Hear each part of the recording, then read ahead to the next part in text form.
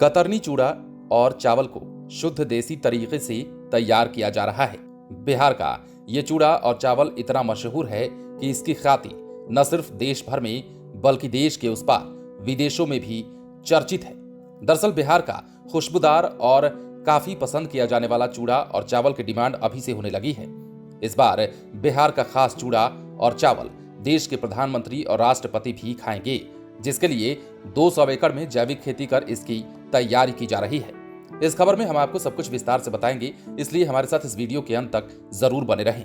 दरअसल भागलपुर में किसान अब जैविक तरीके से इसकी खेती करने में जुटे हुए हैं। जिले से लगभग 40 किसान इस बार कतरनी चूड़ा और चावल की खेती कर रहे हैं। भागलपुर जिले के सुल्तानगंज प्रखंड के आभा रतनपुर में जैविक विधि द्वारा कतरनी धान की फसल को तैयार किया जा रहा है, जिससे कि कतरनी चूड़ा और चावल संदेश के रूप में महामहिम पीएम और दिल्ली के बिहार भवन में भेजा जाएगा। दिल्ली के बिहार भवन से मिले ऑर्डर के बाद सुल्तानगंज और शाहकुंड के करीब 200 एकड़ में जैविक विधि से कतरनी की खेती इस बार की गई है। आभा रतनपुर और शाहकुंड के मानिकपुर के करीब 40 किसानों ने जैविक तरीके से कतरनी धान की खेती की है। धान में शीशा आ गया है। क्रिसमस के करीब इसकी कटाई भी होगी, ताकि सप्ताह और 10 दिन में चावल और चूड़ा तैयार कर बिहार भवन भेजा जा सके। सुल्तानगंज प्रखंड कृषि पदाधिकारी ने बताया है कि भागलपुर की पहचान कतरनी की सुगंध बचाने के लिए जैविक तरीके से खेती कराई जा रही है। करीब 150 से 200 एकड़ में इसकी खेती हुई है। पिछले साल भी इसकी खेती हुई थी, लेकिन इस साल वृहद पैमाने पर हुई है।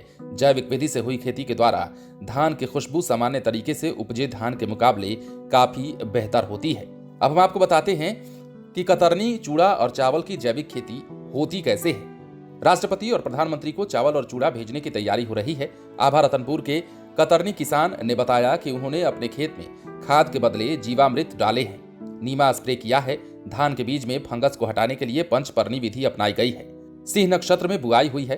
बीते साल प्रयोग के तौर पर जैविक करने का ये ट्रायल किया गया था, जिसे बीते साल भी दिल्ली स्थित बिहार भवन ने इसकी खुशबू को बेहतर बताया था। पिछली बार पटना में धान की प्रदर्शनी में भागलपुर को दूसरा स्थान प्राप्त भी हुआ था। किसान कहते हैं कि खाद यूरिया के बदले जीवामृत का इस्तेमाल किया जाता है। ये 5 केजी देसी गाय के गोबर, 4 केजी गोमूत्र और 1.25 केजी के आसपास गुड़, इसके साथ ही 1.25 केजी के आसपास बेसन और 1 मुट्ठी पीपल या बरगद के पेड़ के नीचे की मिट्टी को 100 लीटर पानी में डालकर तैयार किया जाता है। 200 लीटर को 50 दिनों के अंतराल पर स्प्रे करते हैं।